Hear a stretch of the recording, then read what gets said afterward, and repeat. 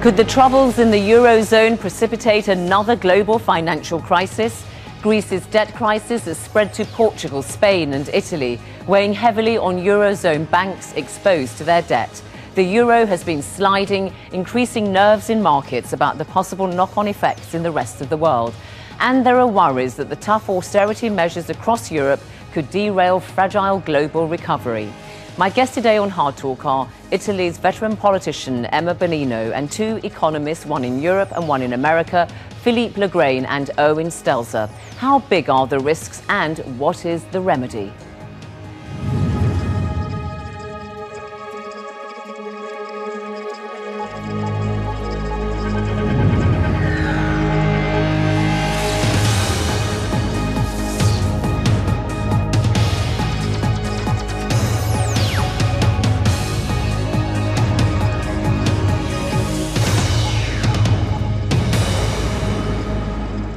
Emma Bonino in Rome, Irwin Stelzer in Washington and Philippe Legrain here in the studio. Welcome to you all to Hard Talk.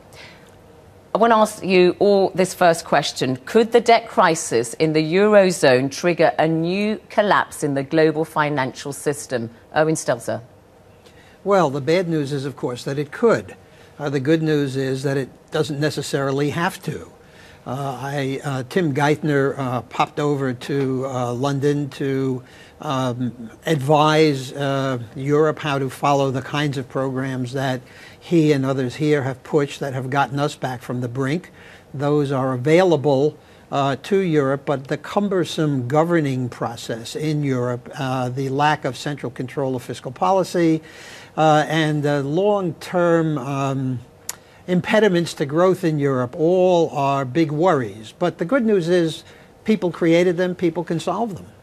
Emma Bonino, so the US Treasury Secretary Timothy Geithner, some concerns there. What do you think? Could we be seeing a new global financial crisis? I do think there are still concerns, but it's also true that Europe, it's cumbersome, I agree. But it's also true that when when member states feel that it's a real emergency, they can act very quickly. Imagine that they changed the treaty during one night. And they bypassed basically the famous no bailout clause. So the fact is that I don't think we are totally sure that we are out of the problem, but I see that, for instance, now member states are all rushing to new budget with fiscal authority. And so, I mean, the dynamic started with the emergency stabilization scheme is continuing. We'll come to the remedies in a moment, but let's just stick with this first question. Philippe Legrain, where do you stand on this new big crisis all over the world? Well, I agree with Irwin that, it could potentially spark a much wider crisis, but it need not with appropriate government policies and so long as panic doesn't take root. I mean, the underlying problems are, excessive debts, both private and government, their uncertain growth prospects. And then combined on top of that, you have had in recent weeks a return of some of the panic that we saw after Lehman Brothers collapsed in 2008. And that's the most worrying aspect of this. I think that the focus on the Eurozone, though, is very misplaced. I mean, this debt crisis started off in Dubai. It then moved to Greece, which has its own particular worries. And then traders lumped together countries which actually have very little in common, the so-called pigs. I mean, is that really the case? I'll throw this to any one of you, Irwin Stelzer perhaps. I mean, the Royal Bank of Scotland this week has said quite simply that $2.5 trillion of debt issued by governments and companies in Greece, Spain and Portugal is held by financial institutions in the rest of the world outside of those countries. And so clearly the finances of the Eurozone are interconnected to the rest of the world. I don't think Philippe was denying that. I think he was saying that countries have very different circumstances, but nevertheless, there is a link. The link is through the banking system, through the financial system. And you notice that if the solution to Europe's problems is to be handled by ignoring the treaty that everybody has signed, I'm not very hopeful that that is a long-run solution that's viable in democratic countries. Emma Bonino? No, I do agree that interconnection is such that nobody can be saved on his own.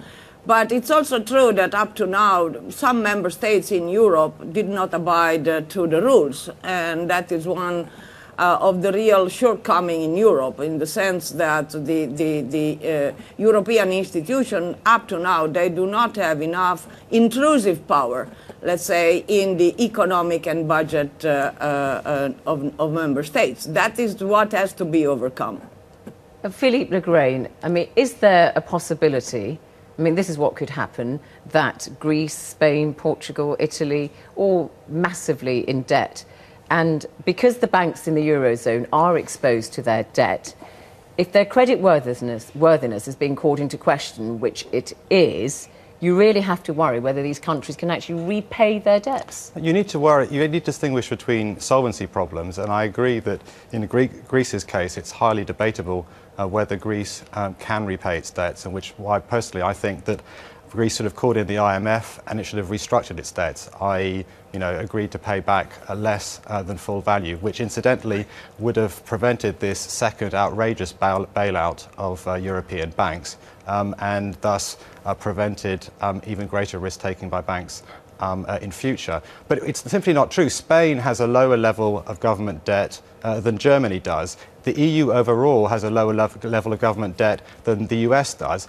The next victim of this could just as well be the United Kingdom, with a run on the pound and spiking So should we be worried or should yields. we not? No, well, we should be worried, but I think the focus on looking at this entirely from a Euro perspective, or following the German line, this is all about fiscal stability rules and so on, I think actually is completely misleading and missing the wider picture. Irwin Stelzer, I mean, well, yeah, sorry. That's okay. I mean, I think that's absolutely right. I mean, think about France, for instance, which we think of as the rich northern country. It's running a debt ratio of 8% of GDP. That's not chopped liver. So I think Philippe is right. There is we have over-leveraged the public and private sectors in the world. Well, not in the world, but in most developed countries. And we are going to have to deleverage them. That is going to be a very painful process, but it need not be a calamity if it's handled properly and in the long run if we remove impediments to growth. I mean, in the end, you can't cut enough to get out of this problem unless at the same time we have reasonable economic growth in Europe, in America, in Japan, and I guess in Britain, which some people consider part of Europe. All right, Emma Bonino, the same point to you then. Do you think, how justified are worries that some countries in Europe, including Britain outside of the Eurozone, may not be able to repay its debts? Well, that is a concern, and I agree with what has been said, but I would like to point out that the only possibility is not only fiscal austerity, but growth. And what is lacking up to now, both in the national budget and it seems to me even in the proposal of the Commission, is exactly how you promote growth. For instance, in my country, the budget, the austerity package, is cuts in public spending, which is all right, but there is nothing on structural reform. So the fragile growth that we are seeing is not sustained, and that is what worries